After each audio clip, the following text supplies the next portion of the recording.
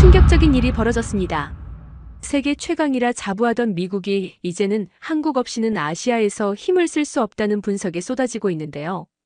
이제는 주한미군이 한국을 위한 존재가 아니라 미국의 생존을 위해 반드시 붙잡아야 할 최후의 보루라고 말하는 사람들이 많아지고 있습니다.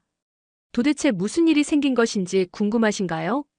지금부터 시작되는 이야기는 여러분을 가슴 뛰게 만들어 드릴 겁니다. 여러분의 가슴에 오래도록 남을 이야기, 끝까지 놓치지 마세요.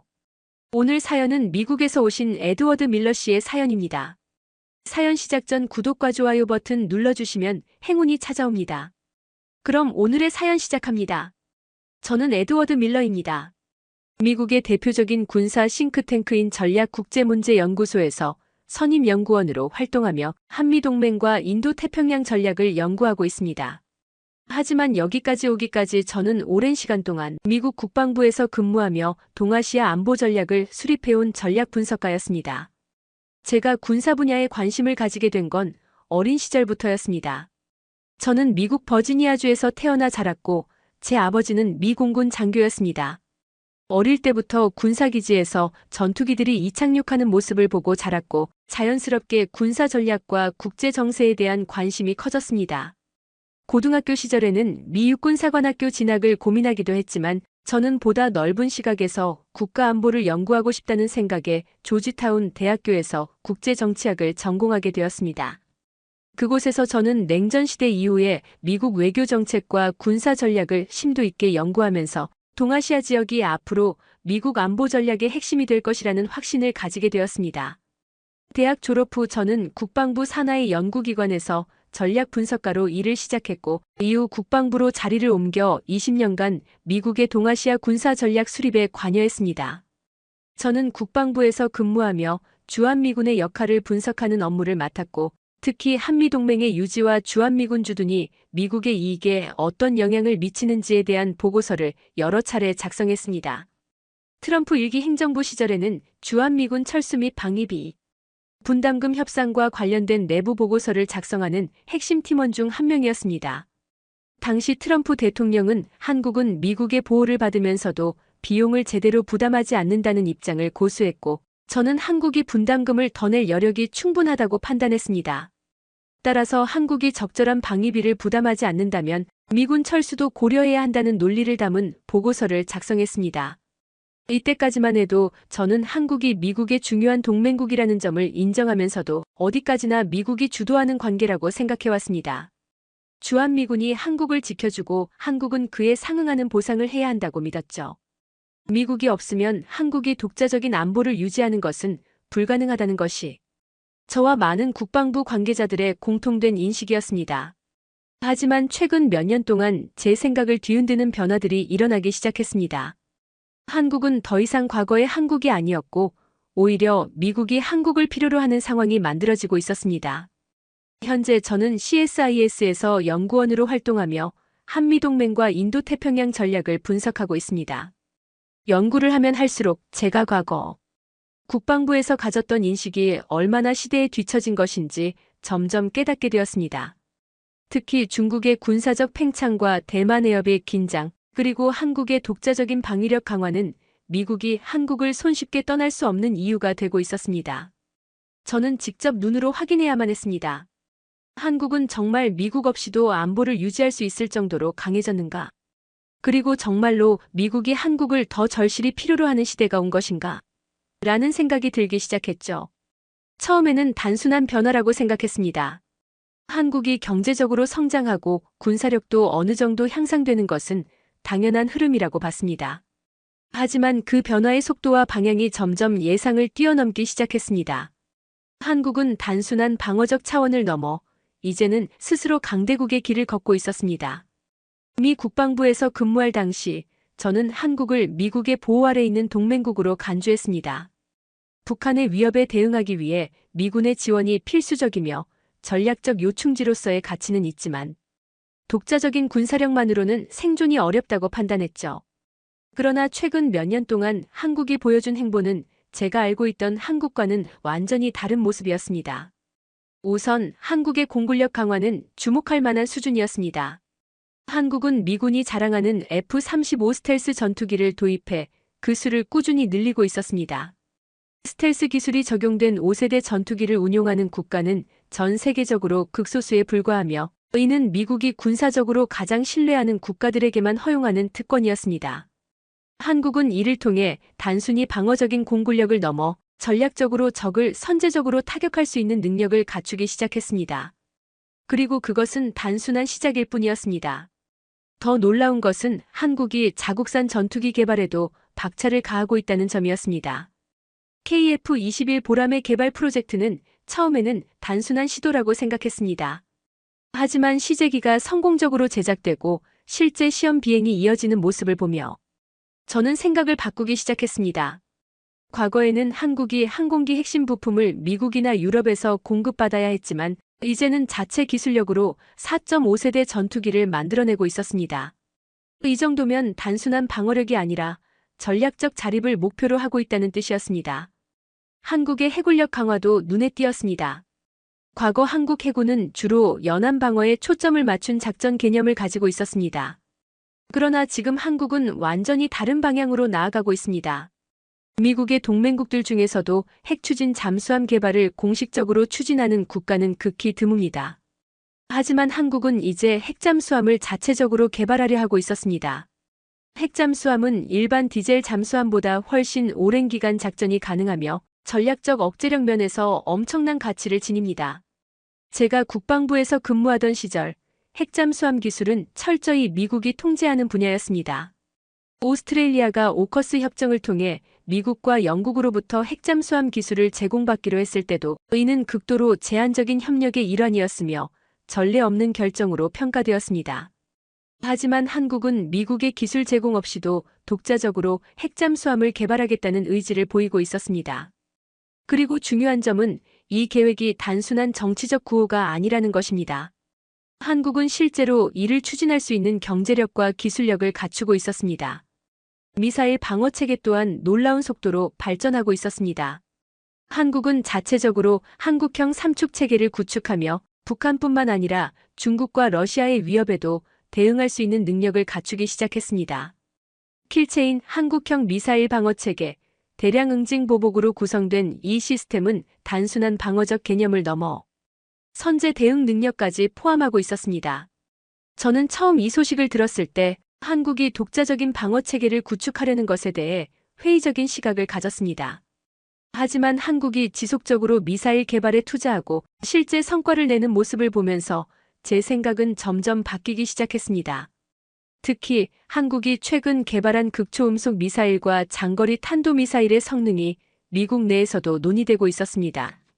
미국은 한국이 자체적인 방위력을 갖추는 것이 동북아에서 긍정적인 요소가 될 것이라고 공식적으로는 말했지만 비공식적으로는 우려의 목소리도 나오고 있었습니다. 왜냐하면 한국이 더 이상 미국에 의존하지 않는다면 한미동맹의 기존 역학관계가 바뀔 수 있기 때문이었습니다. 이 모든 상황을 종합해 볼 때 분명한 사실이 있었습니다. 한국은 과거처럼 미국의 보호를 받는 수동적인 동맹국이 아니었습니다. 이제는 미국이 한국을 필요로 하는 시대가 도래하고 있었습니다. 그리고 저는 이 변화를 직접 눈으로 확인해야만 했습니다. 그렇기에 저는 한국으로 가기로 결심했습니다. 한국행 비행기가 이륙하는 순간까지도 저는 마음속에서 갈등을 떨쳐낼 수 없었습니다. 미국 국방부에서 오랜 시간 근무하며 한미동맹과 주한미군의 역할을 분석해온 저였지만 이번 방문만큼 복잡한 심경으로 떠나는 적은 없었습니다. 이번 한국 방문은 단순한 공식 일정이 아니었습니다.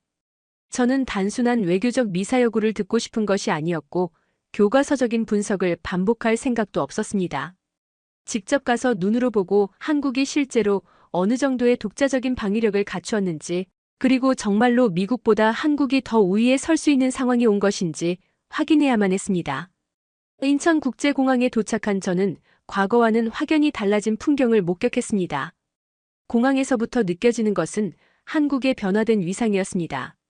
전 세계에서 몰려든 비즈니스맨과 관광객들, 그 사이에서 돌아다니는 각국 외교관과 군 관계자들까지 한국은 이제 단순한 아시아의 한 나라가 아니라 국제 무대에서 전략적으로 중요한 역할을 하는 국가로 성장하고 있었습니다.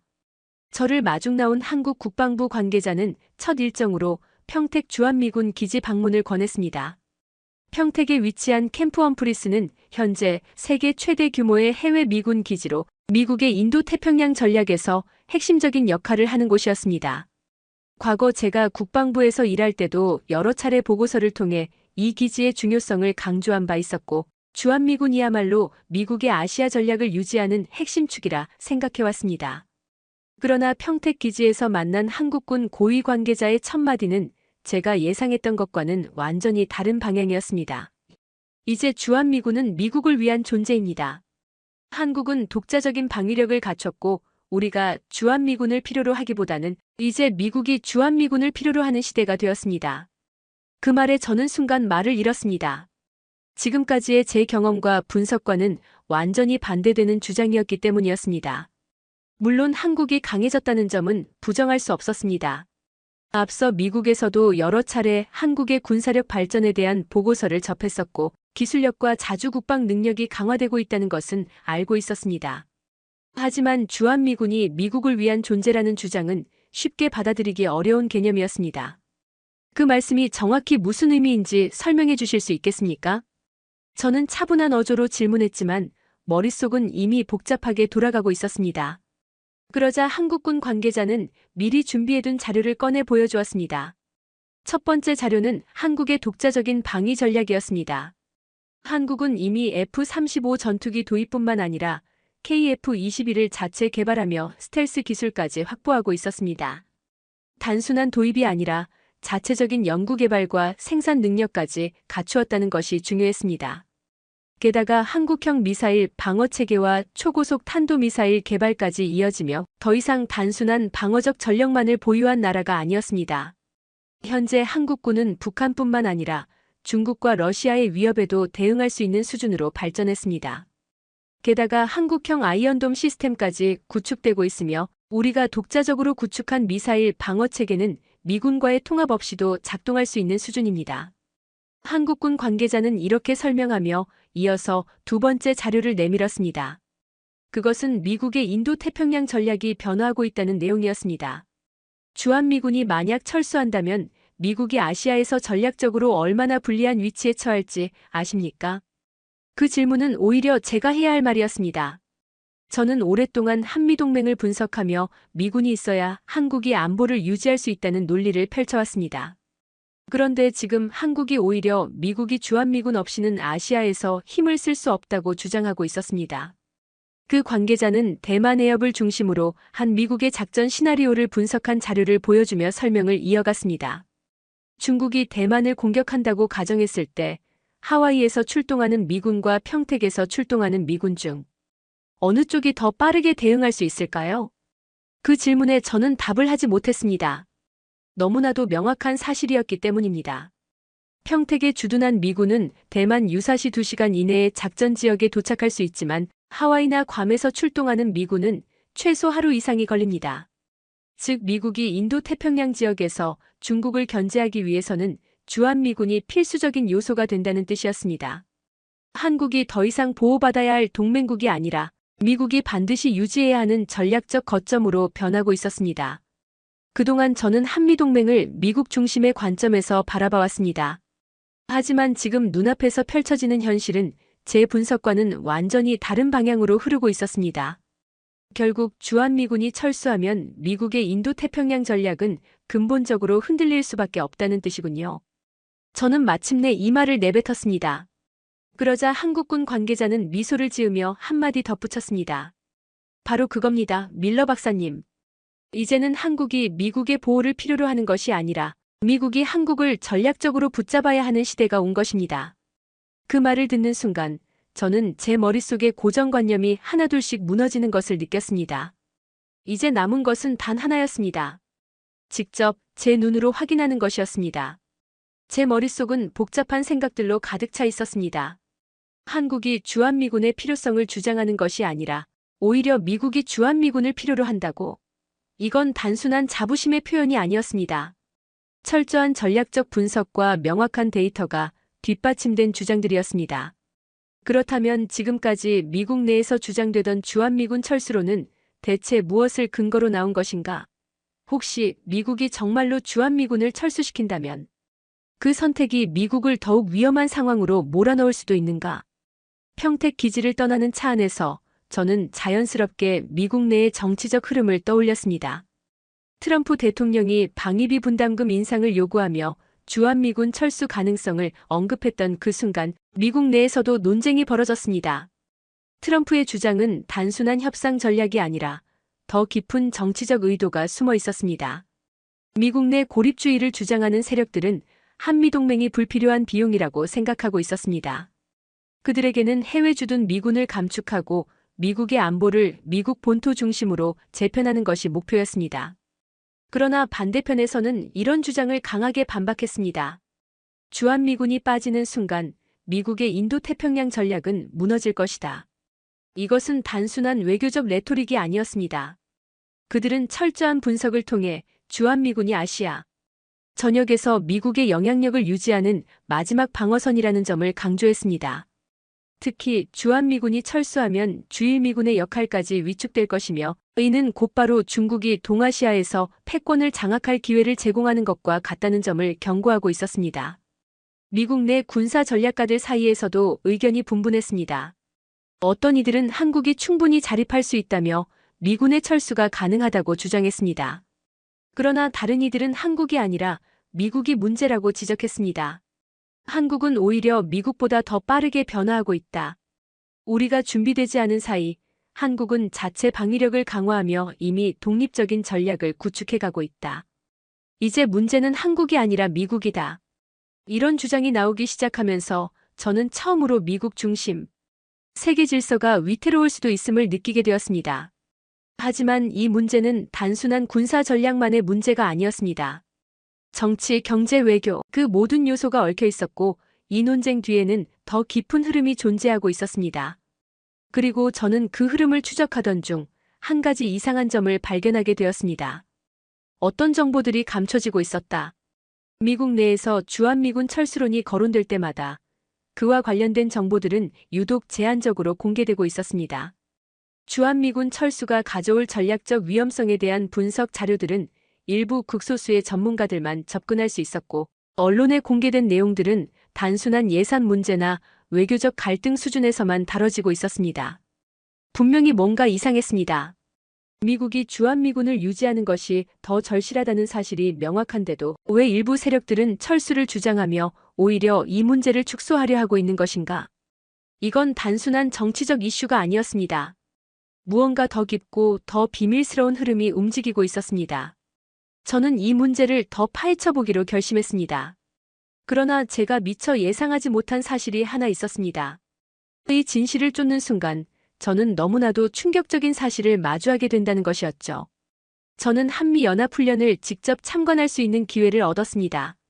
국방부에서 수십 년을 근무하며 수많은 군사훈련과 실전을 분석해왔지만 이번 훈련은 저에게 완전히 새로운 시각을 열어줄 것이라는 예감이 들었습니다.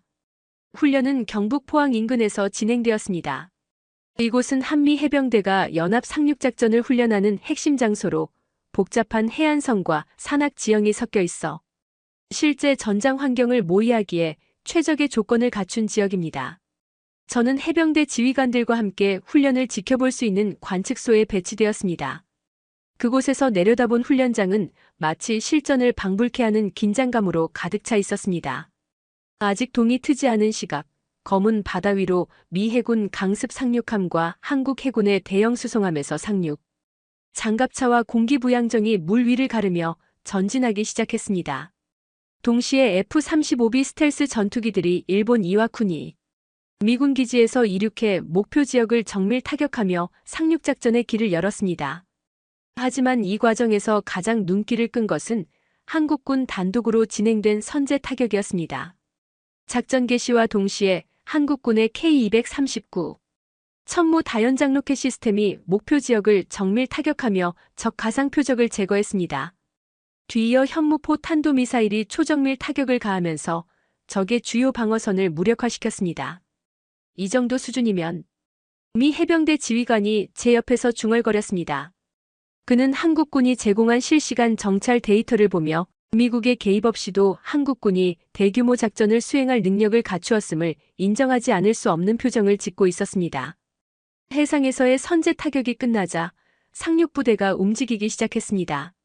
한국 해병대와 미 해병대가 함께 해안으로 진격했지만 놀라운 점은 한국 해병대가 미 해병대보다 앞서서 작전을 주도하고 있다는 것이었습니다. K-21 보병 전투 차량이 차륜형 장갑차와 함께 상륙한 뒤 육상 돌격부대를 지원했습니다.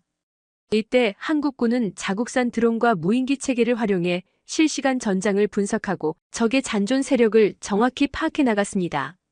저는 고개를 돌려 미군 측 고위 관계자의 표정을 살폈습니다. 그는 조용히 고개를 끄덕이며 한국군의 작전 수행 능력을 인정하는 데 보였습니다. 상륙작전이 진행되는 동안 공군이 제공권을 확보하는 것이 관건이었습니다. 미군의 F-35B와 함께 한국 공군의 KF-16과 FA-50 전투기들이 전장 상공을 빠르게 가로지르며 적의 공중전력을 가상으로 제거하는 연습을 수행했습니다. 그러나 여기서 가장 인상적이었던 것은 한국 공군의 전자전 수행 능력이었습니다. KF-21 보라매의 초기 양산형 기체가 전장에 투입되었고 미군의 EA-18G 그라울러 전자전기와 협력하여 적의 방공망을 무력화하는 복합적인 전자전 훈련을 수행했습니다. 특히 한국군이 독자적으로 개발한 장거리 공대지 유도미사일이 목표물을 정확히 타격하는 장면은 과거 한국군이 미군의 정보와 지원에 의존해야 했던 시절과는 완전히 다른 모습이었습니다. 훈련이 거의 마무리될 무렵 저는 미 해병대 관계자들과 의견을 나누었습니다. 이제 한국은 단순한 동맹국이 아닙니다. 전략적 중심축입니다. 한 장교가 중대한 사실을 인정하듯 말했습니다. 한국군의 작전 수행 능력은 미군이 없더라도 충분히 독립적으로 작동할 수 있는 수준이었습니다. 오히려 미군이 한국의 정보, 정찰, 전자전 시스템을 공유받아야 하는 입장이 되었다는 것이 분명해졌습니다. 이 훈련을 직접 보고 나니 제가 한국에 오기 전까지 가졌던 의문이 모두 풀렸습니다. 한국은 더 이상 미국의 보호 아래 있는 작은 동맹국이 아니었습니다. 한국은 이제 자주 국방의 개념을 넘어 미국의 인도태평양 전략을 좌우할 수 있는 핵심 국가로 성장해 있었습니다. 만약 주한미군이 철수한다면 피해를 입는 것은 한국이 아니라 미국이 될 것이 분명했습니다. 한국은 독자적인 방위력을 구축했고 그 속도는 우리가 예측한 것보다 훨씬 빨랐습니다. 반면 미국은 내부적인 정치적 갈등과 예산 문제로 인해 군사력 운용의 차질을 빚고 있었습니다. 이 훈련을 통해 저는 하나의 결론을 내릴 수밖에 없었습니다. 미국이 중국을 견제하기 위해서라도 한국과의 동맹은 필수적이었다. 그러나 문제는 한국이 이 동맹을 예전처럼 받아들이지 않을 수도 있다는 것이었습니다. 한국은 더 이상 미국을 필요로 하지 않을 수도 있다. 이제는 미국이 한국을 필요로 하는 시대가 왔다. 저는 워싱턴으로 돌아가야 할 이유를 확실히 알게 되었습니다. 미국 내에서 한국의 중요성을 강조해야 한다. 그리고 미국이 한국을 붙잡지 못한다면 앞으로 펼쳐질 국제정세 속에서 미국은 더 이상 세계의 경찰이 아니라 과거의 패권국으로 남게 될 수도 있다는 사실을 깨달았습니다.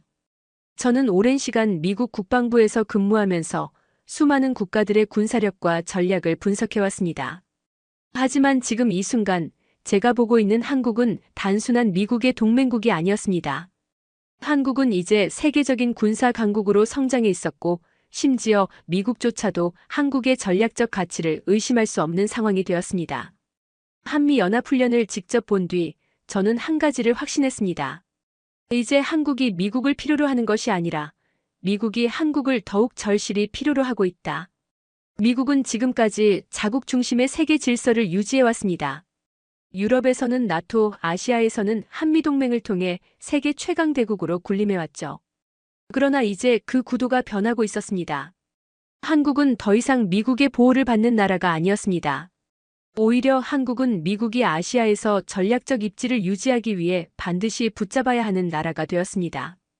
한국은 이미 세계 최첨단 무기체계를 자체적으로 생산하며 전투기부터 탄도미사일까지 독립적인 방위체계를 구축하고 있었습니다. 과거에는 미국의 지원 없이는 불가능하다고 여겨졌던 기술들이 이제는 한국의 연구소와 방산업체에서 연이어 개발되고 있었습니다. 미국이 자랑하는 F-35 전투기를 도입한 것도 모자라 이제는 자체적으로 KF-21 전투기를 개발하여 곧 실전 배치할 준비를 하고 있었고, 여기에 첨단 드론과 AI 기반 전장 관리 시스템까지 갖추며 세계 최첨단 군사기술의 선두에 서 있었습니다. 과거 한국은 강대국들 사이에서 생존하기 위해 미국을 필요로 했습니다. 하지만 이제는 반대였습니다. 미국이 중국을 견제하고 인도 태평양 지역에서 패권을 유지하려면 반드시 한국과의 동맹을 유지해야만 했습니다. 주한미군이 철수한다면 이제 그 피해를 입는 것은 한국이 아니라 미국이 될 것이 분명했습니다. 한국이 주한미군 없이도 완전한 자주국방이 가능할 정도로 성장한 지금, 오히려 미국이 주한미군을 철수하는 순간 아시아 지역에서 전략적 거점을 잃어버리는 셈이 될 것이었습니다.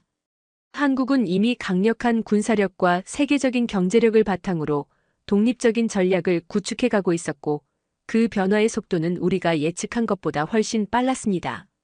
저는 깨달았습니다. 미국이 지금까지 한국을 동맹국으로 대했던 방식은 이제 더 이상 유효하지 않다는 것을. 이제 한국은 단순한 파트너가 아닌 세계 전략에서 필수적인 축이 되었습니다.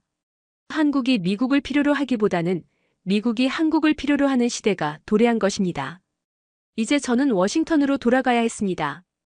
제가 해야 할 일은 단 하나였습니다.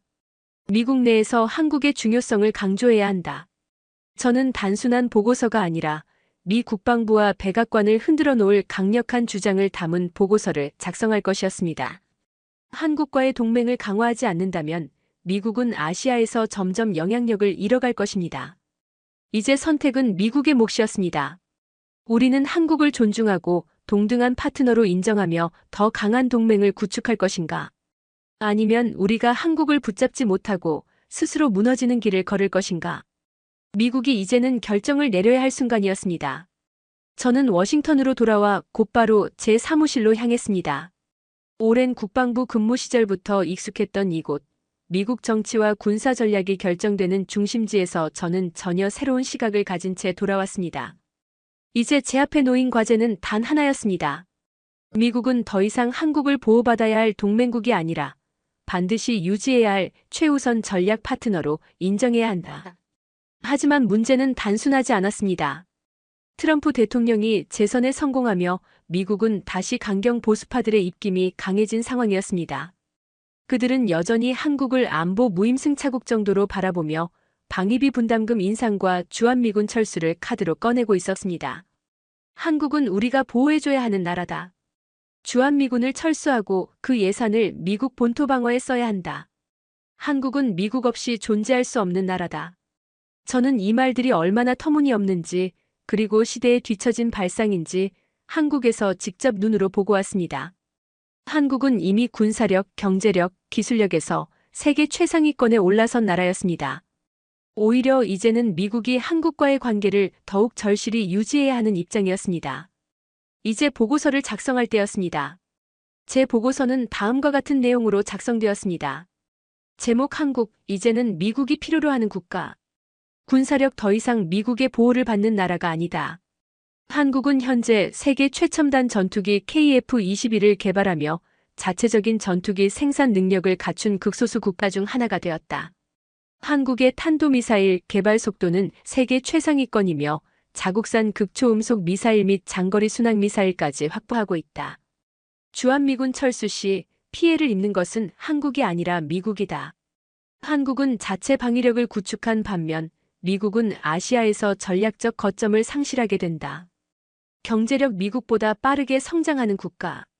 한국은 이미 반도체, 배터리, 조선업 등 세계 경제를 움직이는 핵심 산업에서 선두를 달리고 있다. 삼성전자, SK하이닉스, 현대차 등 한국의 기업들은 미국이 의존해야 하는 수준에 도달했다.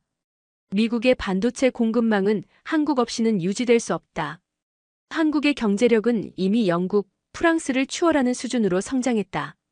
기술력 미국이 배우고 의존해야 하는 수준. 한국의 AI 로봇, 전기차 기술은 세계적인 수준이며 미국 내 IT 기업들도 한국과 협력을 강화하고 있다. 우주항공 산업까지 진출하며 자체 위성 기술 및 로켓 개발 능력을 갖추고 있다. 전자전 및 사이버전 기술은 이미 미군과 대등한 수준이며 미래 전장에서 필수적인 요소가 될 것이다. 지정학적 가치 미국이 놓칠 수 없는 최우선 전략 요충지. 미국이 중국을 견제하기 위해서는 한국이 반드시 필요하다. 대만 해협, 남중국해 갈등에서 한국이 빠지면 미국은 즉시 불리한 위치에 처한다. 한국이 독자적으로 방위력을 강화하며 미국의 아시아 전략에서 을이 아니라 갑의 역할을 하게 되었다. 결론 미국이 한국을 붙잡지 못하면 우리가 흔들린다. 이제 한국은 더 이상 미국의 지원을 받는 나라가 아니었다. 오히려 한국과의 동맹이 없으면 미국이 전략적 패배를 맞이할 수밖에 없는 시대가 도래한 것이다. 이 보고서를 마무리하며 저는 확신했습니다. 이제 미국이 결정을 내려야 한다. 우리는 한국을 존중하며 더 강력한 동맹 관계를 구축할 것인가? 아니면 한국을 붙잡지 못하고 패권을 잃어가는 길을 걸을 것인가? 미국이 선택해야 할 시간이 다가오고 있었습니다. 제 보고서는 예상보다 훨씬 더 큰 반향을 일으켰습니다. 처음에는 단순한 정책 보고서 정도로 취급될 것이라 생각했지만 국방부와 국가안보회의 NSC에 제출된 직후 상원의 군사위원회에서도 이 보고서가 회람되면서 분위기가 급변하기 시작했습니다. 특히 보고서의 핵심 내용 주한미군 철수가 한국이 아니라 미국에게 더 큰 손해를 끼칠 것이다. 라는 점이 강경 보수파 의원들 사이에서도 논쟁을 불러일으켰습니다. 이제 미국이 한국을 붙잡아야 하는 시대가 됐다. 이 문장이 언론을 통해 공개되자 미국 내 정치권은 물론 군사 전문가들 사이에서도 논란이 거세졌습니다. 보고서가 군사위원회에서 공식적으로 검토되면서 공화당과 민주당을 막론한 군사 전문가들이 이 문제를 심각하게 다루기 시작했습니다. 한국이 이제는 미국을 필요로 하기보다 미국이 한국을 필요로 한다는 주장은 굉장히 도발적이지만 사실이 아닙니까? 한 중진 의원이 공식 석상에서 이렇게 말하며 보고서를 테이블에 내려놓았을 때 저는 순간적으로 미국이 이제 변화를 받아들이고 있다는 것을 실감했습니다. 트럼프 행정부 2기의 강경 보수파들은 여전히 한국이 방위비를 더 부담해야 한다거나 주한미군 철수가 미국에 도움이 될 것이라는 주장을 펼쳤지만 군사 전문가들 사이에서는 그 논리가 점점 힘을 잃고 있었습니다. 만약 주한미군을 철수하면 미국은 아시아에서 힘을 쓸 수 없는 상황이 된다. 그건 곧 중국과 러시아의 전략적 패배를 의미한다. 이제까지 한미동맹을 비용 문제로만 접근하던 시각이 바뀌고 있었습니다. 미국 언론이 주목하다. CNN, 뉴욕타임스, 워싱턴 포스트, 그리고 월스트리트 저널까지 미국의 유력 언론들은 주한미군 철수 논의가 오히려 미국에게 더 큰 손해를 끼칠 것이라는 점을 분석하기 시작했습니다. 한국은 더 이상 미국의 보호를 받는 나라가 아니다. 오히려 미국이 한국과의 동맹을 잃게 되면 그 피해는 상상 이상일 것이다. CNN의 한 군사 전문 기자는 제 보고서를 인용하며 지금까지의 주한미군 철수 논의가 얼마나 비현실적인 것이었는지를 조목조목 반박했습니다. 특히 미국이 중국과의 패권 경쟁에서 한국과의 동맹 없이는 절대 우위를 유지할 수 없다는 점이 부각되기 시작했습니다. 미국 내 싱크탱크와 군사연구소에서도 미국이 한국을 잃는 순간 인도태평양 전략이 무너질 것이라는 분석을 내놓았습니다. 그리고 저는 이제 확신할 수 있었습니다. 한국과의 동맹이야말로 미국의 글로벌 전략에서 가장 중요한 요소라는 점이 명백해졌다. 이제 남은 것은 단 하나였습니다. 미국이 이 변화를 받아들이고 한국을 보호해야 할 동맹국이 아니라 함께 가야 할 전략적 동반자로 공식적으로 인정할 수 있느냐의 문제였습니다. 며칠 후 워싱턴 DC 국방전략연구소 강연장. 수많은 기자들과 군 관계자들, 정치인들이 한자리에 모여 있었습니다. 평소 같았으면 한미동맹에 관한 논의는 관심을 끌기 어려운 주제였겠지만 오늘은 분위기가 달랐습니다. 제가 한국에서 돌아온 이후 미국 내 군사외교계에서는 한미동맹의 가치에 대해 전례 없는 논쟁이 벌어지고 있었습니다. 미국이 한국을 필요로 하는 시대가 왔다. 이제 저는 그 논쟁의 중심에서 한 가지 분명한 메시지를 전할 준비가 되어 있었습니다. 단상에 올라선 저는 잠시 숨을 고르고 그곳에 모인 사람들을 천천히 둘러보았습니다. 오랫동안 미국은 한국을 보호해야 할 동맹국으로 여겨왔습니다. 그리고 우리는 한국이 미국의 안보 우산 아래에서 번영을 이루었다고 생각해왔습니다. 제가 말을 시작하자 몇몇 참석자들은 고개를 끄덕였습니다. 하지만 이제는 그 인식을 바꿔야 합니다. 조용하던 강연장이 서서히 긴장감으로 가득 찼습니다. 한국은 더 이상 미국의 보호를 받는 나라가 아닙니다. 한국은 이미 독립적인 군사 강국이며 이제 주한미군의 존재 이유도 과거와는 완전히 달라졌습니다. 저는 한미연합훈련에서 목격한 한국군의 작전 수행 능력, 첨단 무기체계, 그리고 전략적 사고를 설명했습니다. 저는 한국에서 직접 보았습니다. 한국이 F-35 전투기를 운용하는 것만이 아니라 자체적으로 KF-21 전투기를 개발하며 독자적인 공군력을 구축하고 있다는 사실을. 한국이 미군에 의존하는 것이 아니라 오히려 미국이 한국과의 군사 협력을 통해 최첨단 전장 기술을 공유받고 있다는 점을. 그리고 가장 중요한 점은 저는 잠시 말을 멈추고 모두의 시선을 끌었습니다. 주한미군이 이제는 한국을 위한 것이 아니라 미국을 위한 존재가 되었다는 것입니다. 강연장이 순간 정적에 휩싸였습니다. 대만 해협 위기가 현실화될 경우 미국이 가장 빠르게 개입할 수 있는 군사적 거점은 어디입니까? 하와이입니까? 괌입니까? 저는 직접 질문을 던졌고 청중들은 묵묵히 저를 바라보았습니다. 아닙니다. 바로 한국입니다. 평택에 주둔한 미군은 인도 태평양 지역에서 미국이 전략적 우위를 유지하기 위한 필수 요소입니다. 한국이 없으면 우리는 동아시아에서 힘을 잃습니다. 저는 강연장을 가득 채운 이들에게 다시 한번 강조했습니다. 과거에는 한국이 미국을 필요로 했습니다. 하지만 이제는 미국이 한국을 필요로 하는 시대가 되었습니다. 이제 미국이 선택해야 합니다. 한국을 단순한 동맹국이 아니라 함께 가야 할 전략적 파트너로 인정할 것인가? 아니면 시대의 흐름을 외면한 채 뒤처질 것인가? 순간 장내가 술렁이기 시작했습니다. 이날 강연은 미국 내에서 엄청난 반향을 일으켰습니다. 저는 이제 확신했습니다. 한국은 더 이상 을이 아닙니다. 한국은 갑이 되었고 미국이 반드시 지켜야 할 가장 중요한 동맹국이 되었습니다.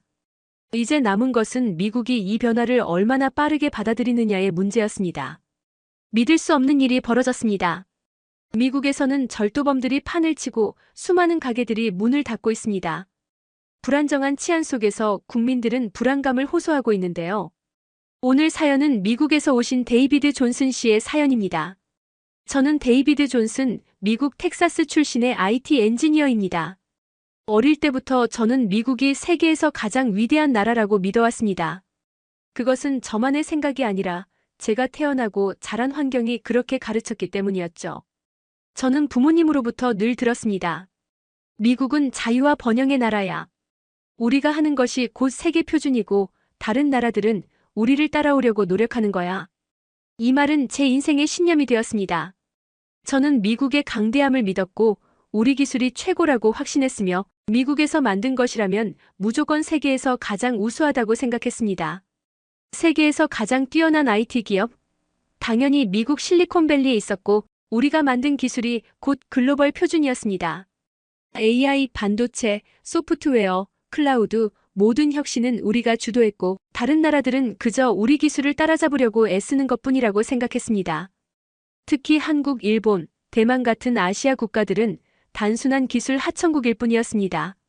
미국이 개발한 기술을 가져다가 대량 생산하는 역할, 그것밖에 더 하겠나 싶었죠. 한국이 반도체를 만든다? 그거 미국 기술 기반으로 만드는 거잖아. 한국이 IT 강국이라고. 그냥 우리 기업들이 아웃소싱해서 만들어주는 거 아니야? 제가 알던 한국은 그저 K-팝이나 만드는 나라였고 삼성, LG 같은 기업도 결국 미국의 기술을 활용하는 곳이라고 생각했습니다. 그런데 요즘 이상한 얘기들이 들려오기 시작했습니다. 한국이 반도체 시장에서 미국을 위협할 수도 있대. AI 반도체도 한국이 주도권을 잡고 있다던데. 미국 기업들도 한국의 클라우드 기술을 배워야 한다는 얘기가 나와. 듣자마자 코웃음이 나왔습니다. 말도 안 돼. 한국이 감히 미국을 따라잡는다고. 저는 한국이 절대 미국을 넘볼 수 없다고 확신했습니다. 그럴 리가 없었습니다. 실리콘밸리가 IT 업계를 장악하고 있었고 한국은 단순한 부품 공급국에 불과했으니까요. 그러던 어느 날 저와 함께 일하던 동료가 뜻밖의 소식을 전했습니다. 데이비드, 나 한국으로 이직하기로 했어. 저는 순간 귀를 의심했습니다. 뭐? 한국? 너 지금 장난해? 세계 최고의 IT 인재들이 모여있는 실리콘밸리를 두고 한국으로 간다고? 저는 황당해서 비웃었습니다. 너 미쳤어? 실리콘밸리를 떠나서 한국에서 일한다고? 거기서 뭘 하게?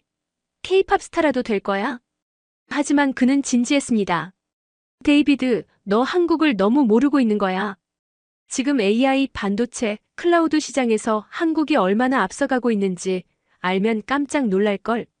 저는 그의 말을 믿을 수 없었습니다. 한국이 IT 강국이라니? 거기는 그냥 우리가 기술 주고 대신 만들어달라는 나라 아닌가? 하지만 그때는 몰랐습니다. 그게 단순한 우연이 아니라 거대한 변화의 시작이었다는 것을. 그리고 그 변화 속에서 제 믿음이 완전히 산산조각 날 거라는 사실을요. 저는 실리콘밸리에서 일하며 성공한 삶을 살고 있다고 생각했습니다. 하지만 요즘은 가끔 이런 생각이 들었습니다. 정말 이곳이 내가 꿈꿨던 미래일까? 점심을 먹기 위해 사무실 근처 샌드위치 가게에 갔습니다. 몇 년 전만 해도 8달러면 충분했던 메뉴가 이제는 15달러를 넘겼습니다. 커피 한 잔도 6달러, 심지어 마트에서 장을 볼 때마다 카드 명세서를 보고 깜짝 놀라곤 했습니다. 이건 미쳤어. 대체 왜 이렇게 비싸? 물가는 계속 오르는데 월급은 그대로였습니다. 가장 큰 문제는 생활비만이 아니었습니다. 몇 달 전 감기가 심하게 걸려 병원에 가야 했습니다. 그런데 응급실에 가는 순간부터 머릿속에서는 돈 생각이 먼저 들었습니다. 보험이 커버될까? 이거 괜히 갔다가 엄청난 의료비 폭탄 맞는 거 아니야? 결국 저는 병원에 갔고 10분도 채 안 되는 진료를 받았습니다. 의사는 감기약을 처방해줬고 그게 전부였습니다. 그리고 며칠 후 청구서가 날아왔습니다. 진료비 300달러, 처방 전 비용 120달러, 보험이 커버하지 못한 금액 180달러, 합쳐서 600달러가 넘는 금액이었습니다. 이게 말이 돼? 10분도 안 되는 진료 시간에 엄청난 비용을 지불해야 했던 것이죠. 그나마 다행인 것은 저는 안정적인 직장을 가지고 있다는 점이었습니다. 실리콘밸리에서 일하면서 경제적 어려움을 겪는 사람들을 보며 그래도 나는 다행이야라고 생각했죠. 그런데 최근 분위기가 심상치 않았습니다. 요즘 들어 스타트업들 많이 문 닫지 않아? 구글, 아마존, 메타도 구조조정 들어갔대. 그리고 몇 주 후 제 친구가 다니던 회사에서 대량 해고가 있었습니다. 그 친구는 몇 년간 열심히 일하며 승진도 했던 사람이었습니다. 하지만 매일 한 통으로 해고를 통보받았습니다. 갑자기 회사를 나가라고. 너 실적도 좋았잖아. 맞아. 하지만 상관없어. 회사가 실적이 아니라 비용 절감을 먼저 생각하니까. 그 말을 듣는 순간 저도 불안해지기 시작했습니다. 나는 안전할까? 실리콘밸리는 더 이상 안정적인 곳이 아니었습니다. 몇 년 전만 해도 스타트업 투자 붐이 일어나면서 누구나 쉽게 돈을 벌 수 있을 것처럼 보였습니다. 하지만 이제는 그 거품이 꺼지고 있었습니다. 얼마 전 저는 동네 마트에 들렀다가 깜짝 놀랄 일을 겪었습니다. 계산대 옆에서 한 남자가 쇼핑카트에 물건을 한가득 담아놓고는 태연하게 매장을 빠져나갔습니다. 보안요원이 있었지만 그는 아무런 행동도 하지 않았습니다. 저 사람 지금 도둑질하는 거 아니야? 요즘은 950달러 이하로 훔치면 체포도 안 돼. 캘리포니아에서는 950달러 이하의 절도는 경범죄로 간주되어 경찰이 개입하지 않는 경우가 많았습니다. 그래서 마트 직원들도 도둑을 막을 생각조차 하지 않는 것이었습니다. 밤거리는 더 위험했습니다. 샌프란시스코에서 길을 걷다가 강도를 당했다는 지인들의 이야기가 점점 늘어났습니다. 총기 사건도 매일 뉴스에서 다뤄졌고 더 이상 특정 지역만 위험한 게 아니었습니다. 여기가 정말 세계 최고의 나라 맞아?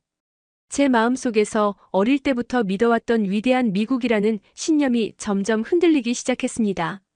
물가는 계속 치솟고 병원에 가는 것도 부담스러워졌습니다.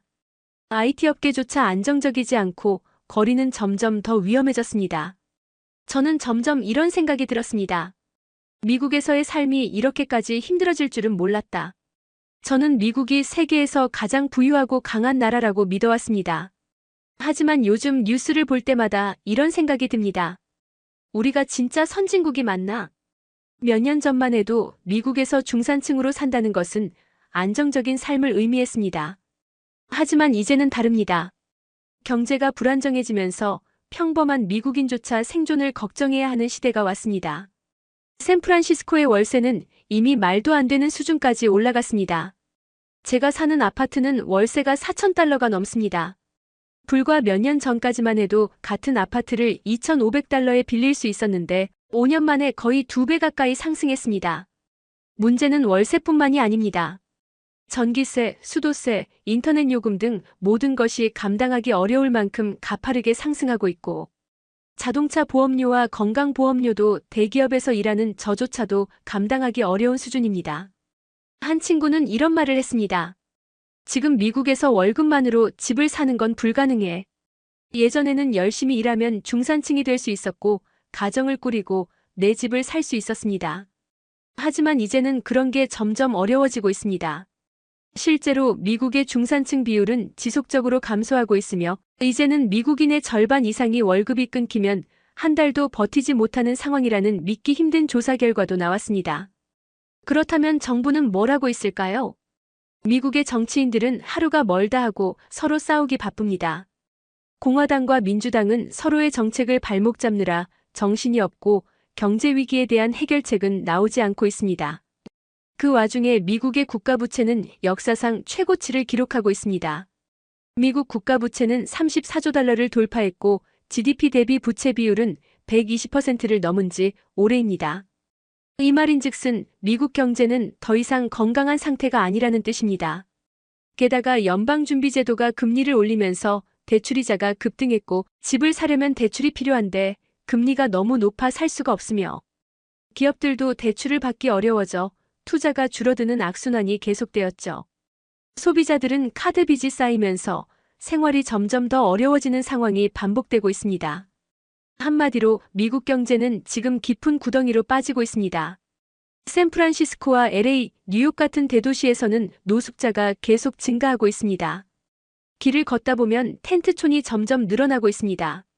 예전에는 특정 지역에서만 볼 수 있던 노숙자들이 이제는 도시 전역에서 흔한 풍경이 되었습니다. 이제 미국에서는 노숙자가 문제다라는 말조차 조심해야 합니다.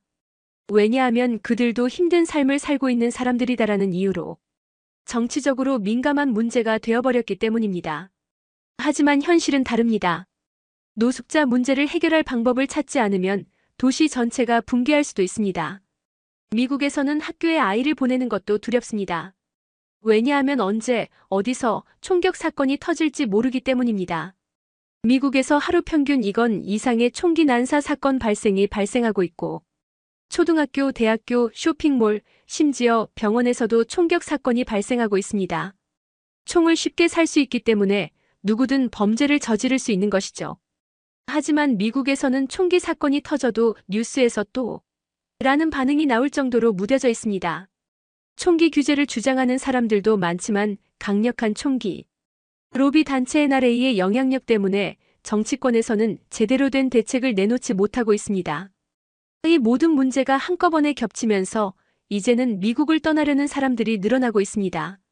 미국은 더 이상 기회의 땅이 아니다. 돈을 벌어도 생활비가 비싸서 저축이 어렵고 집값은 너무 올라 청년들은 내 집 마련은 꿈도 꾸기 어렵습니다. 또 총기 범죄, 불안한 치안 등으로 삶의 질은 계속 떨어지고 있습니다. 그리고 철옹성 같을 줄 알았던 제가 몸담고 있는 IT 업계마저도 불황의 구조조정이 줄을 잇고 있죠. 그러던 어느 날 한국에서 일하고 있는 동료들에게서 연락이 왔습니다. 여긴 완전히 달라. 걱정 없이 살 수 있어. 처음엔 웃어넘겼습니다. 미국에 살면서 힘든 건 인정하지만 그래도 한국이 미국보다 나을 리 없다고 생각했죠.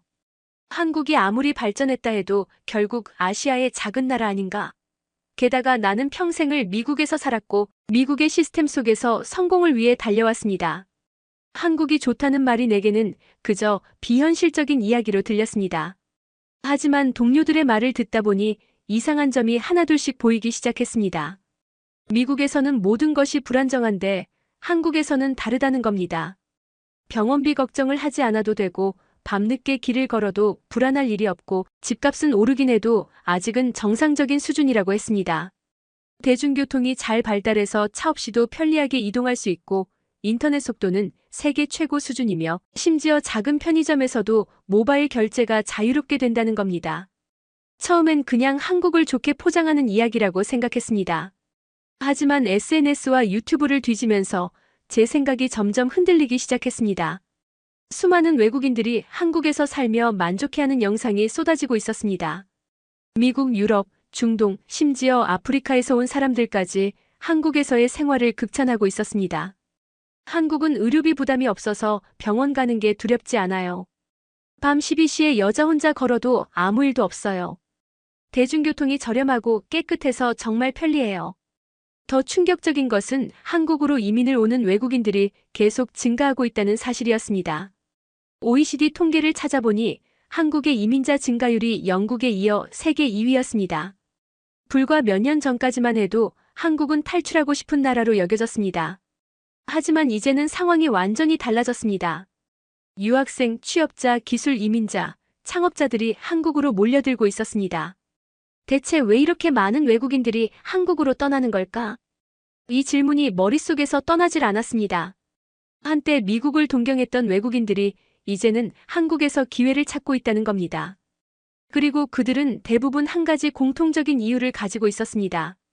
미국이나 유럽에서는 안정적인 삶을 기대할 수 없지만 한국에서는 가능하다. 인정하고 싶지 않았습니다. 도대체 말도 안 되는 소리였습니다. 미국과 유럽에서 온 사람들이 한국으로 몰려든다고? 제 상식으로는 도저히 이해할 수 없는 일이었습니다. 한국이 아무리 발전했다 해도 결국 아시아의 작디작은 나라일 뿐이고 예전부터 값싼 노동력과 모방 기술로 성장해온 나라 아니었나? 하지만 머릿속이 복잡했습니다. 뉴스에서는 한국 경제가 빠르게 성장하고 있고 기술력에서도 세계적인 수준에 도달했다고 떠들어댔습니다. SNS와 유튜브를 보면 한국에서 사는 외국인들이 하나같이 만족스러워하며 한국이 최고다라고 말하고 있었습니다. 단순한 여행객들이 아니라 실제 이민을 오고 정착하려는 사람들이 늘어나고 있다는 게 더 충격적이었습니다. 이건 단순한 유행이 아니야. 뭔가 이상했습니다. 저는 인정할 수 없다는 듯 스스로에게 변명을 늘어놓았습니다. 그래봤자 한국이 미국보다 나을 수는 없잖아. 경제적으로 발전했다고 해도 미국만큼 자유롭고 기회가 많은 나라일 리 없어. 설마 한국에서 진짜 이민을 고려하는 사람들이 많다는 건 아니겠지? 하지만 찾아볼수록 현실은 제가 믿어왔던 것과 전혀 달랐습니다. 한국의 이민자 증가율은 OECD 국가 중 2위. 몇 년 새 50% 이상 급증. 유럽과 북미에서 온 이민자들이 빠르게 늘어나고 있음.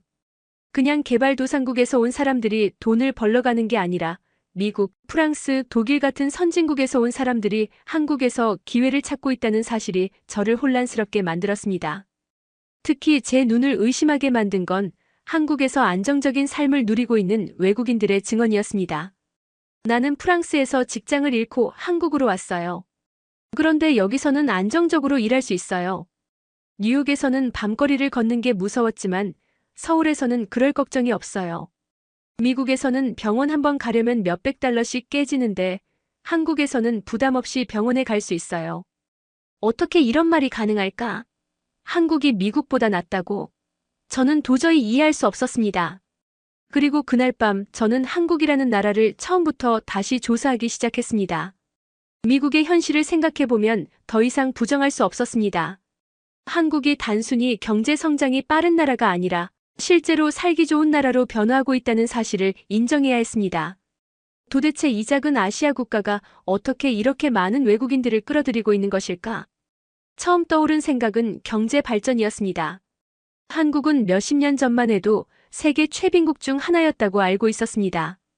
그런데 지금은 세계 10위권의 경제대국, 반도체, 자동차, 조선, 전기차, 배터리, 디스플레이, AI 등 다양한 산업에서 세계 최고 수준이라고 했습니다. 이게 가능해? 저는 한국의 경제 발전 과정을 처음부터 하나하나 찾아보기 시작했습니다. 전쟁으로 폐허가 되었던 나라가 어떻게 이렇게 빨리 성장했을까? 1950년대만 해도 한국의 1인당 GDP는 아프리카 최빈국 수준이었습니다. 그런데 2024년 기준 1인당 GDP가 3만 5천 달러를 넘어서며 세계 최상위권에 도달했다는 사실을 확인하고 충격을 받았습니다. 한국은 19만 6,070년대부터 본격적인 산업화를 시작했고 삼성, 현대, LG 같은 글로벌 기업들이 등장하며 전 세계 시장을 휩쓸기 시작했습니다. 한국은 단순한 제조업 국가가 아니라 자체적인 기술력을 갖춘 혁신 국가로 변모하고 있었습니다. 그냥 노동력만 싸서 성장한 게 아니었어. 저는 한국의 성장 방식이 우리가 생각했던 단순한 저임금 제조업 기반이 아니라는 사실에 놀랐습니다. 한국은 연구개발 R&D 투자 비율이 세계에서 가장 높은 나라 중 하나였고 교육 수준 또한 세계 최상위권이었습니다. 그러다 보니 IT, 반도체, 배터리, 전기차, AI 같은 미래 산업에서도 한국이 무섭게 치고 올라오고 있었습니다. 반도체 삼성과 SK하이닉스가 세계 시장의 70% 이상 점유. 조선업, 2023년 기준 세계 1위. 전기차 배터리, LG에너지솔루션, 삼성 SDI, SK온이 글로벌 최상위권. 디스플레이, OLED 시장에서 삼성과 LG가 압도적 1위. 그리고 한국의 기업들은 단순한 시장 점유율을 넘어 세계 기술 혁신을 주도하는 기업들로 성장하고 있었습니다. 이 정도면 미국과 유럽에서 한국을 배워야 한다는 말이 나올 법도 하다는 생각이 들었습니다. 그런데 한국이 이렇게 성장한 게 단순한 산업의 성공 때문만은 아니었습니다. 저는 한국인의 국민성에 대해서도 깊이 조사해보기 시작했습니다. 한국은 전 세계에서 가장 근면하고 끈질긴 민족이라는 평가를 받고 있었습니다. 한국인들은 빠르고 혁신적이며 도전 정신이 강한 민족이었습니다. 미국에서는 변화를 두려워하는 사람들이 많아지고 있는데 한국은 정반대네. 한국에서는 모든 것이 빠르게 움직이고 효율성을 최우선으로 생각하는 문화가 자리 잡고 있었습니다. 그러다 보니 어떤 산업이든 한국이 진출하면 세계 시장을 장악해버리는 현상이 나타나고 있었습니다. 예를 들어 K-팝, 드라마, 영화 같은 문화 산업도 한국이 세계적으로 강력한 영향력을 가지게 된 이유가 무엇일까? 저는 이것이 단순한 유행이 아니라 한국인 특유의 철저한 노력과 완벽주의적인 태도 때문이라는 걸 깨닫게 되었습니다. 한국에서는 작은 가게 하나를 운영해도 서비스와 품질을 극한까지 끌어올리고 기업들은 혁신을 거듭하며 세계 최고를 목표로 삼는 태도를 보였습니다. 그래서 한국에서 만든 제품은 최고 수준의 품질을 자랑했고 결국 전 세계에서 인정받을 수밖에 없었습니다. 이제는 한국이 더 이상 미국과 유럽을 따라가는 나라가 아니라 세계를 이끄는 나라가 되어가고 있다는 사실을 깨달았습니다. 그리고 저는 점점 한국이 정말 그렇게 좋은 나라일 수도 있겠다는 생각이 들기 시작했습니다. 그러나 아직도 마음 한구석에서는 믿고 싶지 않았습니다. 정말 미국보다 나을 수 있을까? 나는 평생을 미국에서 살아왔고 한국은 한 번도 진지하게 고려해 본 적이 없는 나라였는데 그런데 한국에서 살고 있는 외국인들의 증언을 보면서 저는 더 이상 현실을 부정할 수 없게 되었습니다. 한국에 오니까 삶이 편안해졌어요. 미국에서는 항상 미래가 불안했는데 여기서는 안정적인 생활을 할 수 있어요. 병원 가는 게 두렵지 않아요. 의료비가 너무 저렴하고 시스템이 잘 되어 있어서 부담 없이 치료받을 수 있죠. 밤거리를 혼자 다녀도 무섭지 않아요. 뉴욕에서는 상상도 못할 일이죠. 미국에서는 점점 불안과 혼란 속에서 살아가는 사람들이 늘어나고 있지만 한국에서는 안정적인 삶을 찾을 수 있다는 말이었습니다.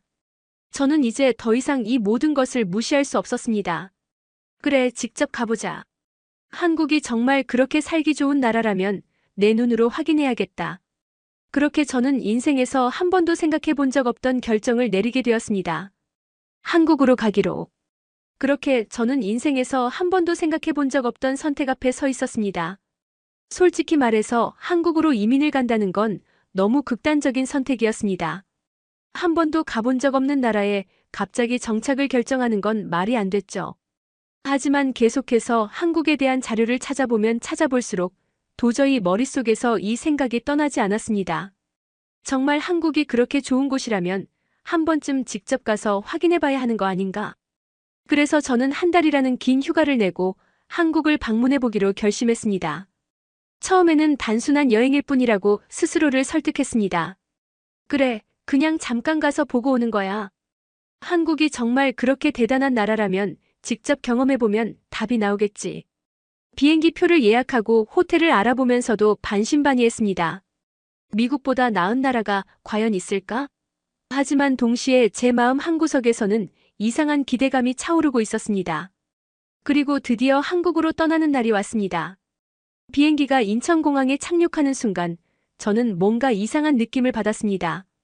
공항 내부가 너무나 조용하고 질서정연했습니다. 사람들이 분주하게 움직이지만 정신없고 혼란스러운 분위기가 아니었습니다. 여느 미국 공항에서 흔히 볼 수 있는 소란스러움, 짜증 섞인 목소리, 혼잡한 줄서기 같은 게 없었습니다. 입국 심사를 마친 후 수화물을 찾으러 갔는데 제 짐이 이미 컨베이어 벨트 위에서 돌고 있었습니다. 이렇게 빨리? 미국에서는 짐이 나오기까지 최소 30분은 기다려야 했는데 한국에서는 그럴 필요가 없었습니다. 공항을 빠져나오면서 더욱 놀랐습니다. 아니, 이렇게 깨끗하다고? 공항 내부와 외부 어디를 봐도 쓰레기 하나 보이지 않았습니다. 뉴욕 공항을 떠올려 보세요. 바닥에 던져진 커피컵, 쓰레기통에서 넘쳐나는 종이 쪼가리들, 화장실에서는 악취가 나고 변기마다 휴지가 없는 게 기본이죠. 그런데 인천공항은 모든 것이 정리정돈이 되어 있었고 화장실조차 향기가 났습니다. 공항 철도를 타고 서울로 향하는 동안 저는 계속 창밖을 바라봤습니다. 도로에는 노숙자가 없었고 자동차들이 차선을 지키며 질서정연하게 움직이고 있었습니다. 미국에서는 상상도 못할 장면이었습니다. 이게 진짜 현실인가? 서울에 도착하자마자 지하철을 타보기로 했습니다. 이곳에서는 지하철이 엄청나게 발달해 있다고 들었기 때문입니다. 그런데 이건 내가 알던 지하철이 아니었습니다. 우선 미국의 지하철과 비교해보면 차이가 너무 컸습니다. 지하철역이 깔끔하다. 미국 지하철에서는 쥐가 뛰어다니고 홈리스들이 구걸하며 벽에는 낙서가 가득한 게 기본이었죠. 하지만 서울 지하철은 어디를 가도 깨끗했습니다. 미국에서 지하철을 타면 온갖 악취가 뒤섞여 있는 게 기본이었습니다. 하지만 한국 지하철은 너무나 청결했고 어디서나 깨끗한 공기가 유지되고 있었습니다. 한국 지하철은 와이파이가 무료로 제공되었고 심지어 지하철 내부에 충전 포트까지 설치되어 있는 곳도 있었습니다. 지하철을 타고 숙소로 가던 중 저는 너무 피곤해서 잠시 졸았습니다. 그리고 내리는 순간 노트북 가방을 좌석에 그대로 두고 내렸다는 걸 깨달았습니다. 아, 끝났다. 정말 낭패가 다름없다는 생각이 들었죠. 미국에서 지하철에 물건을 두고 내린다는 건 곧 영원히 잃어버린다는 뜻입니다. 심지어 잃어버린 게 아니라 손에 들고 있던 물건이 강도로 인해 사라질 수도 있는 곳이 미국이었죠. 저는 완전히 포기한 상태로 숙소에 도착했습니다. 한국의 치안이 좋다고는 하지만 아무리 그래도 지하철에 두고 내린 물건이 돌아올 가능성은 없다고 생각했죠. 제가 상심한 표정을 짓자 프런트 데스크 직원이 무슨 일이 있는지 물었고 저는 노트북을 잃어버린 상황에 대해서 설명했죠. 직원은 무슨 걱정이냐며 제가 탑승한 지하철과 잃어버린 물건에 대해 물었고 바로 어디론가 전화를 걸었습니다. 한참을 통화하던 직원은 미소를 지으며 얼른 지하철 역사에 있는 유실물센터에 가보라고 말했습니다. 저는 호기심 반 포기 반의 마음으로 유실물센터에 가봤습니다. 그리고 직원에게 설명하자 직원은 제게 미소를 지으며 이렇게 말했습니다. 잠시만요, 여기 기록을 확인해 볼게요. 몇 분 후 직원이 제 노트북 가방을 들고 나왔습니다. 이거 맞으세요? 저는 순간 말을 잃었습니다. 이게 가능하다고? 지하철에서 두고 내린 노트북이 이렇게 쉽게 돌아온다고? 직원은 저를 보고 웃으며 말했습니다. 한국에서는 이런 일이 자주 있어요. 물건을 잃어버려도 대부분 돌아옵니다. 이제 저는 더 이상 한국을 의심할 수 없었습니다. 이곳은 내가 살던 미국과는 완전히 다른 세계였습니다. 며칠 동안 한국에서 지내며 저는 계속해서 놀라운 경험을 했습니다. 한국에 도착한 지 며칠이 지나자 저는 또 한 번의 충격적인 경험을 하게 되었습니다. 밤거리를 걸을 때 느껴지는 감각 자체가 완전히 달랐습니다. 미국에서는 해가 지면 조심해야 한다는 것이 상식이었습니다. 특히 길거리를 혼자 걸을 때는 항상 주의를 경계해야 했습니다. 주변에서 이상한 사람이 따라오지는 않는지, 갑자기 누군가 다가와 위협하지는 않는지 신경을 곤두세워야 했죠. 저는 늘 귀에서 이어폰을 빼고 핸드폰을 주머니에 넣고 빠른 걸음으로 걸었습니다. 가방은 꼭 앞으로 매야 했고 뒷골목으로는 절대 들어가선 안 됐습니다. 하지만 서울에서는 그런 불안함이 전혀 없었습니다. 하루는 늦은 밤까지 시내를 돌아다니다가 숙소로 돌아가려 했습니다. 시간이 이미 밤 11시가 넘어 있었지만 저는 궁금했습니다. 과연 한국의 밤거리는 미국과 얼마나 다를까? 그래서 저는 한 번도 가본 적 없는 길로 들어가 보기로 했습니다. 미국이었다면 절대 하지 않았을 행동이었습니다. 하지만 서울에서라면 괜찮을 것 같았습니다. 처음에는 조심스러웠습니다. 혹시라도 위험한 구역으로 들어가는 건 아닐까 싶었죠. 그런데 몇 분을 걸어도 분위기는 전혀 바뀌지 않았습니다. 골목길이 밝았다. 사람들이 여전히 많았다. 여성들이 혼자 걸어 다니고 있었다. 이게 가장 충격적이었습니다. 미국에서 밤 11시에 여성이 혼자 거리를 걸어 다니는 건 상상도 할 수 없는 일이었습니다. 하지만 서울에서는 그런 모습이 자연스러웠습니다. 여성들은 핸드폰을 보며 여유롭게 걸었고 심지어 이어폰을 낀 채 음악을 들으며 천천히 걷는 사람들도 있었습니다. 누구도 주의를 경계하지 않았습니다. 저는 일부러 거리를 따라 걷기 시작했습니다. 도로 옆 인도를 따라가면서 가방을 대충 걸쳐 메고 걸어봤습니다. 미국이었다면 누군가 다가와 가방을 채 가려 하지 않을까 싶었지만 한국에서는 아무 일도 일어나지 않았습니다. 그러던 중 더욱 믿을 수 없는 광경을 보게 되었습니다. 한 편의점 앞에서 대학생으로 보이는 젊은 여성 2명이 가방을 테이블 위에 두고 자리를 비우는 것이었습니다. 심지어 그 가방에는 아이패드와 지갑이 그대로 보이고 있었습니다. 저는 순간 너무 놀라서 멈춰 섰습니다. 이건 위험한데? 미국에서는 절대 해서는 안 되는 행동이었습니다. 미국에서 이렇게 했다면 불과 몇 초 만에 가방이 사라졌을 겁니다. 하지만 한국에서는 아무 일도 일어나지 않았습니다. 사람들이 가방을 봤지만 누구도 손을 대지 않았습니다. 몇 분 후 여학생들이 다시 돌아와 아무렇지도 않게 가방을 들고 가는 모습을 보고 저는 그 자리에서 얼어붙었습니다. 이 나라에서는 도대체 무슨 일이 벌어지고 있는 거지? 그날 밤 저는 일부러 천천히 걸으며 서울의 야경을 즐겼습니다. 사람들이 많고 늦은 시간에도 불이 꺼지지 않는 도시의 모습이 인상적이었죠. 하지만 무엇보다도 제가 가장 크게 느낀 건 안전함이었습니다. 미국에서는 밤거리를 걸을 때 늘 신경을 곤두세워야 했습니다. 하지만 한국에서는 그런 걱정을 하지 않아도 됐습니다. 그 차이를 온몸으로 체감한 순간 저는 깨달았습니다. 내가 찾던 안정적인 삶이 여기 있을지도 몰라. 그날 이후 저는 본격적으로 한국에서라면 살아볼만 하지 않을까? 라는 고민을 하기 시작했습니다. 며칠 동안 한국을 돌아다니면서도 여전히 믿기 어려운 점이 많았습니다. 정말 한국이 이렇게까지 살기 좋은 나라일까? 아무리 환경이 좋고 치안이 뛰어나다고 해도 결정적으로 중요한 문제가 하나 있었습니다. 바로 의료 시스템이었죠. 미국에서 병원에 가는 일은 일종의 도박과 같았습니다. 감기가 심해서 병원을 가도 진료비만 몇백 달러가 나오고 약 하나를 처방받으려 해도 어마어마한 비용이 붙었습니다. 응급실에 가면 수천 달러는 기본이고 수술이라도 하게 되면 수만 달러 이상의 청구서를 받는 일이 다반사였습니다. 그래서 미국에서는 웬만하면 병원에 가지 않는 게 상책이었습니다.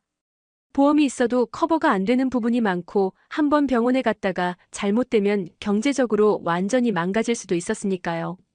그런데 한국에서는 병원비가 저렴하다는 이야기를 들었습니다. 정말 사실일까? 믿기 어려웠습니다. 그러던 어느 날 저는 예상치 못한 일을 겪게 되었습니다. 한국에 도착한 지 일주일 정도 지났을 무렵 갑자기 심한 두통과 몸살 기운이 찾아왔습니다. 에어컨이 강한 곳에서 계속 지내다 보니 감기에 걸린 것 같았습니다. 보통 같았으면 저는 그냥 참고 견뎠을 겁니다. 하지만 이번에는 다르게 해보기로 했습니다. 한번 한국 병원 시스템을 직접 경험해보자. 호텔 직원에게 근처 병원을 추천받아 찾아갔습니다. 병원에 들어가자마자 깔끔한 내부와 정리된 시스템에 먼저 놀랐습니다. 환자들이 대기하고 있었지만 정신없이 북적거리거나 소란스러운 분위기가 아니었습니다. 직원에게 접수를 하려 하자 저를 보고 웃으며 이렇게 말했습니다. 여권 있으시면 외국인도 쉽게 진료받을 수 있어요. 별다른 서류 작업 없이 간단한 등록 절차만으로 접수가 끝났습니다. 그리고 놀라운 일이 벌어졌습니다. 진료까지 10분 정도만 기다려주세요. 뭐라고? 10분? 미국에서 병원을 가면 기본적으로 진료 대기 시간이 1시간을 넘는 경우가 허다합니다. 1시간을 기다려도 진료를 못 보는 경우가 허다했죠. 심지어 응급실에서는 45시간 대기가 기본이고 개인 병원을 예약하면 적어도 몇 주 전에는 예약해야 합니다. 하지만 한국에서는 10분 만에 의사를 만날 수 있다니. 저는 순식간에 진료실로 들어갔고 의사는 친절하게 제 증상을 물었습니다. 아마 감기 초기 증상 같네요. 해열제와 감기약 처방해 드릴게요. 며칠 내로 좋아지실 겁니다. 진료는 5분 만에 끝났습니다. 이렇게 간단하고 빠르다고. 하지만 진짜 놀라운 일은 그 후에 벌어졌습니다. 진료가 끝난 후 계산을 하려는데 저는 마음의 준비를 하고 있었습니다. 미국이었다면 보험이 없을 경우 최소 20만 300달러는 기본이고 보험이 있어도 자기 부담금이 몇십 달러는 나올 게 분명했으니까요. 그런데 한국 병원의 직원이 이렇게 말했습니다. 진료비는 총 3만 원입니다. 뭐라고요? 솔직히 저는 잘못 들었다고 생각했습니다. 3만 원? 30달러도 안 되는 금액이라고. 이게 맞나요? 라고 다시 물었더니 직원은 미소를 지으며 네, 맞습니다. 라고 대답했습니다. 심지어 이게 보험이 커버되지 않는 비보험 금액이라는 사실에 더 충격을 받을 수밖에 없었습니다. 한국인들은 의료보험이 되기 때문에 저와 같은 진료를 보면 진료비가 몇천 원밖에 나오지 않는다는 사실에 저는 큰 충격을 받았습니다. 미국에서 감기 때문에 병원을 가면 적어도 300달러 이상이 깨지고 만약 응급실을 간다면 3,000달러 이상이 나올 수도 있습니다. 하지만 한국에서는 외국인인 저도 30달러도 안 되는 가격으로 빠르게 진료를 받을 수 있었습니다. 약국으로 가서 처방받은 약을 사면서도 또 한 번 놀랐습니다. 약값이 2만 원밖에 안 되었거든요. 저는 멍한 상태로 병원을 나왔습니다. 이게 말이 돼? 어떻게 이렇게 싸지? 한국에서는 모든 사람들이 부담 없이 병원을 갈 수 있다는 거잖아. 그제야 저는 이해했습니다. 왜 많은 외국인들이 한국의 의료 시스템을 극찬하는지, 왜 한국에서 살면서 건강에 대한 걱정을 덜 할 수 있는지. 미국에서는 감기 걸려도 병원비가 부담돼서 참아야 했는데 한국에서는 부담 없이 병원에 갈 수 있다. 이 차이가 얼마나 큰지 실감이 났습니다. 병원 경험을 하고 나니 한국이 단순히 경제적으로 발전한 나라가 아니라 실제로 국민들이 생활하기에 최적화된 나라는 생각이 들었습니다. 미국에서는 병원비 걱정, 의료보험 문제, 응급실 대기 시간 등 온갖 스트레스가 따르지만 한국에서는 그런 걱정을 할 필요가 없었습니다. 저는 다시 한번 깨달았습니다. 내가 찾던 안정적인 삶이 여기 있는 게 아닐까? 이제 저는 더 이상 한국을 단순한 여행지로만 볼 수 없었습니다. 이곳에서 살아가는 것도 가능하지 않을까? 라는 생각이 들었죠. 한국에서의 경험은 신선한 충격 그 자체였습니다.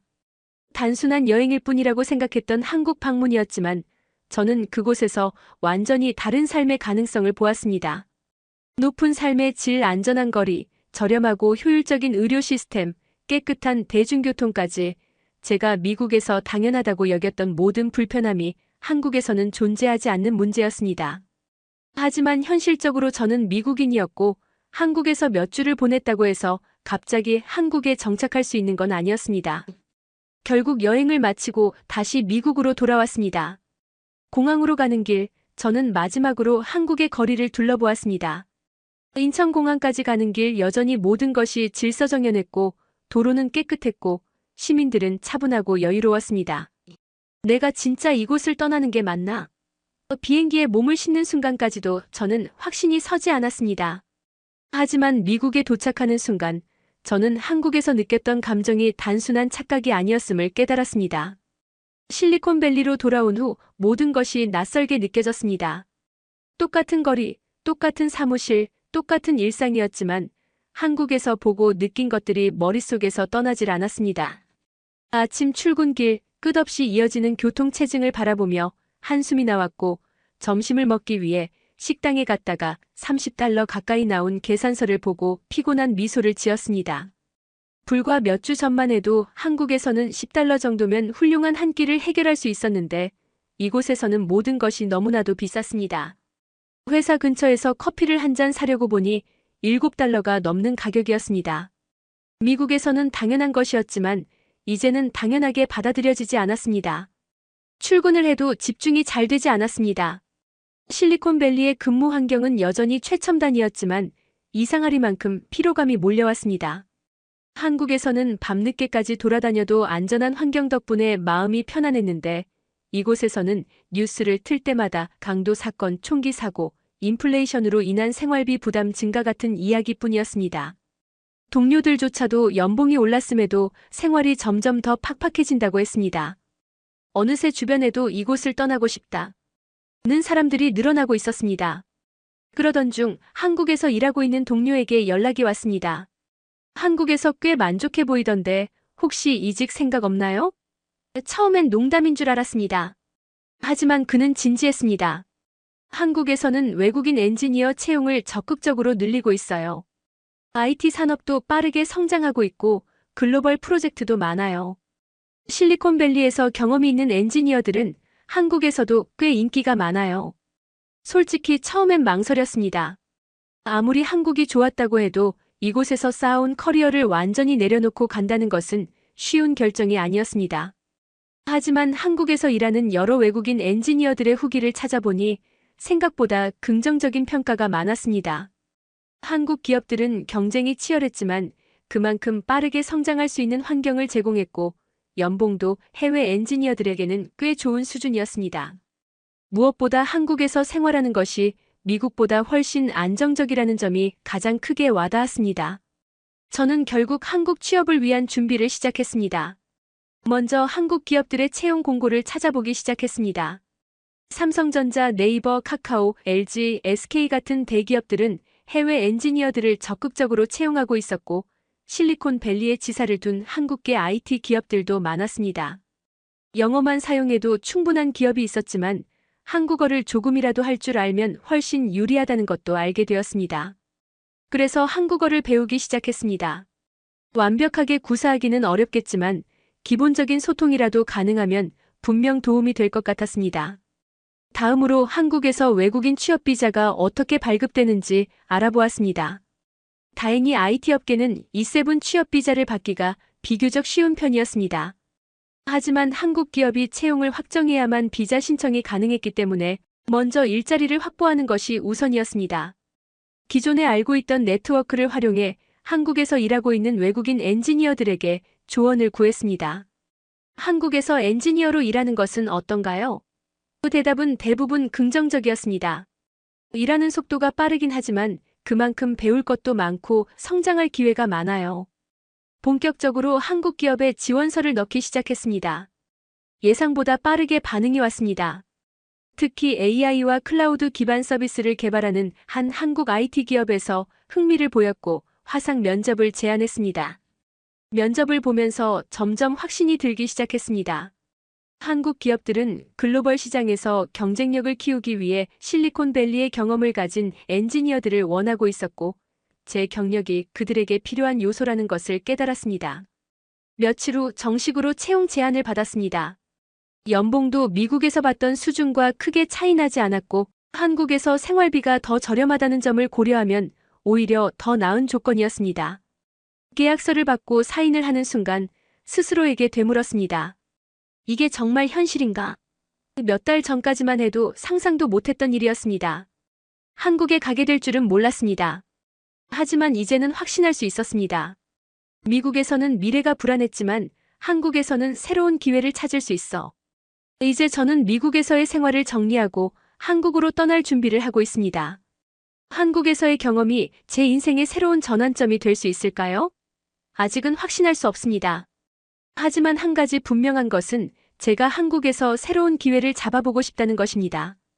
한국에서의 삶이 어떤 모습일지 기대 반, 걱정 반입니다. 완전히 새로운 환경에서 적응해야 하고 언어 장벽도 넘어야 합니다. 하지만 한국이 보여준 놀라운 가능성과 기회들을 직접 경험해보고 싶습니다. 그리고 무엇보다 안전하고 발전된 나라에서 더 나은 삶을 만들어갈 수 있을 거라는 희망을 가지고 있습니다. 여러분, 저를 응원해주세요. 제가 한국에서 잘 정착하고 새로운 도전에 성공할 수 있도록 힘을 주세요. 한국에서의 새로운 여정을 시작하는 제가 좋은 경험을 쌓고 새로운 기회를 잡을 수 있도록 응원해 주신다면 정말 큰 힘이 될 것 같습니다. 한국에서의 삶이 기대됩니다. 오늘 사연이 즐거우셨다면 구독과 좋아요를 눌러주세요. 더 좋은 사연을 소개하는데 큰 힘이 됩니다. 저는 더 좋은 사연으로 돌아오겠습니다. 따뜻하고 행복한 하루 보내셨으면 좋겠습니다.